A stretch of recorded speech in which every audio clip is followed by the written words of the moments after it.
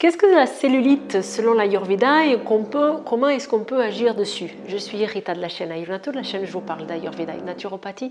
Et aujourd'hui, on va décortiquer un petit peu cette notion de cellulite, parce qu'on m'a demandé. Donc, en Occident, on a une façon différente de voir la cellulite. Donc, on va vraiment traiter la peau et les couches qui sont sous la peau. Et on va définir 3 types de cellulite, etc. En Ayurveda, on ne va pas voir ça. En Ayurveda, on va essayer de comprendre quels sont les tissus qui sont impliqués là et pourquoi ils se sont accumulés à cet endroit-là. Donc toute accumulation de toxines, donc la cellulite, elle n'est pas différente de toute autre accumulation de toxines, et là comme origine la production de ama, nourriture non digérée. Donc si cette cellulite elle est allée se mettre, ces morceaux de graisse est allé se mettre à cet endroit-là à un moment donné, c'est parce qu'à un moment donné, il y a une digestion qui ne s'est pas bien passée. Donc ça passe d'abord par notre digestion générale, donc la digestion qui se passe au niveau des intestins, donc surtout dans le duodénum avec l'aide du foie, vésicule biliaire, pancréas, voilà, toutes les enzymes digestives, etc. Ça, c'est ce qu'on appelle le feu digestif. Donc le feu digestif, il nous permet d'avoir faim, et il nous permet ensuite de bien digérer les aliments qu'on a consommés pour qu'ils puissent faire partie des tissus, notamment, entre autres, de Medudatu, qui est le gras. Quand cette digestion ne se passe pas bien, la digestion de chacun des dhatu, donc là je rentre dans l'anatomie physiologie en Ayurveda, donc c'est peut-être pas simple, mais il y a un feu digestif général et puis il y a un feu digestif pour chaque formation de tissu.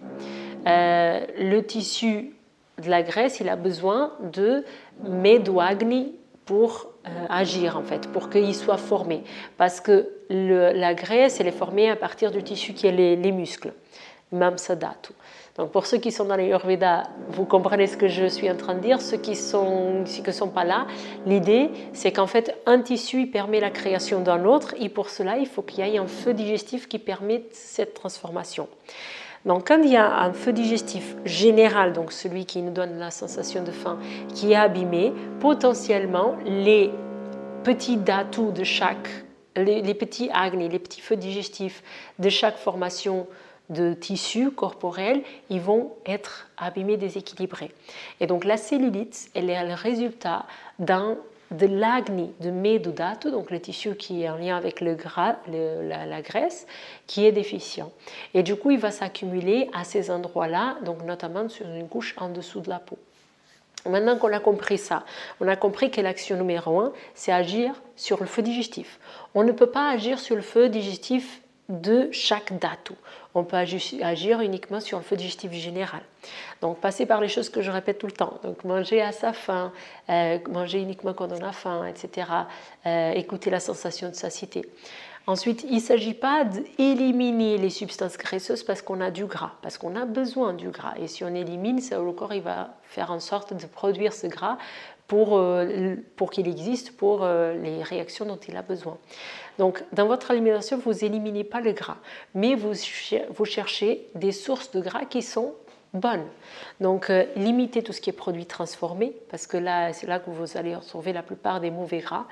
Des fois, si vous mangez trop de viande, faites attention au gras de la viande qui est saturé et qui peut être néfaste. Et privilégiez plutôt les oméga 3, donc les petits poissons gras, etc.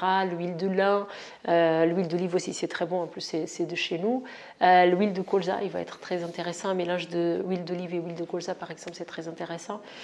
Vous avez un magasin bio aussi des mélanges d'huile en fonction de l'âge, etc. Donc ça peut être intéressant. Donc avoir des bonnes sources d'huile, avoir une bonne alimentation de façon générale. Ensuite, pour ce qui est la cellulite en particulier, ce Medudatu en particulier à cet endroit-là, ce qui va être efficace, c'est des massages. Et c'est des massages du coup à sec. Des massages en général qu'on fait avec la farine de pois chiche. Donc c'est des massages de frottement, frottement, frottement. Il existe aussi des massages pour la cellulite dans notre approche moderne et ça passe aussi par le frottement, par la pression, par le frottement. Parce qu'en fait, ce qu'on veut, c'est que cette graisse, elle sorte de cet endroit-là et qu'elle soit digérée, qu'elle passe dans les métabolismes pour être digérée et elle être éliminée par les selles, les urines, ou être éliminée par des façons naturelles d'élimination. Donc voilà, donc j'espère que cette vidéo elle vous a élucidé un petit peu. N'hésitez pas à poser vos questions et j'ai hâte de voir vos commentaires parce que je fais pas trop de vidéos beauté, etc. C'est pas trop mon truc, mais elles arrivent de plus en plus et donc j'essaie de répondre. Mais c'est vrai que je réponds toujours avec une casquette un peu essayer de comprendre qu'est-ce qui se passe dans l'anatomie. Donc c'est peut-être pas ça que vous cherchez non plus.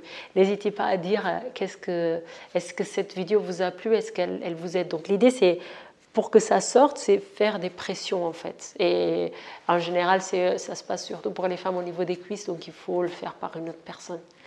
Voilà, je vous dis à très bientôt. Merci beaucoup.